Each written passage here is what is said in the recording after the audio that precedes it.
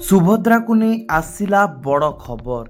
तेबे एबे सुधा सुभद्रा रे 1,08,00,000 लोक आवेदन कर सूचना रही।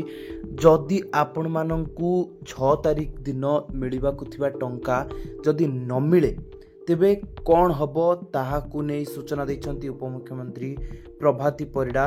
तेबे एबे सुधा सुभद्रा रे 1,08,00,000 महिला आवेदन कर सारे। मार्च 31 सुधा आवेदन प्रक्रिया बंद करा जिवो। मार्च 31 रे आपण माने जेतु जानिथिबे जे मार्च 31 तारिख होची शेष दिन जो दिन कि आपण आवेदन करि परिबे।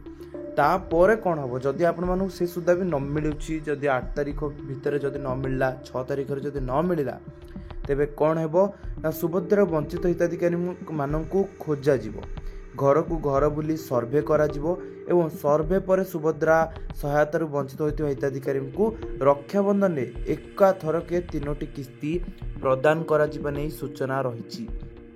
जदि आपण मानको मिलुनी ए 2टी किस्ती रे तेबे निश्चय 5टी पर्यायर जदि न मिल पारुछि तेबे निश्चित भाव में आपण निश्चित हो जांतु। आपणको खोजी जहाँकि रही सर्वे करी आपण मानक दिज्व टंका एभली भाव में सूचना देइछंती उपमुख्यमंत्री प्रभाती परिडा।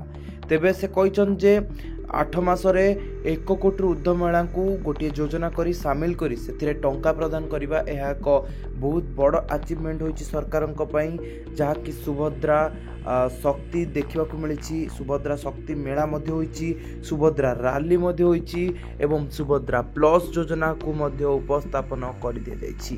एभली भाव में सरकार रही कार्यपंथा। तेबे निश्चय भाव में आपण माने इथरे ये जानतु जे आपण मानकु सुभद्रा टंकार जहाँ रही 8 तारिख दिन मिलवा को जाउछि एवं कौन कहते प्रभाती परिडा आसंतु शुणिनवा। एवं आमे कहिथिलु सुभद्रा रे आमे कोटिए छुईबु बहुत जल्दी आम विभाग सचिवंक प्रत्यक्ष तत्वावधान रे चालुथिबा सुभद्रा टीम कोटिए महिला पाखे पहुंचेबारे सक्षम हेबे। मार्च 8 रे ब्रह्मपुर रे एका थरके कोटिए महिला को आर्थिक स्वावलंबी करने सुभद्रा द्वितीय किस्ती दिया।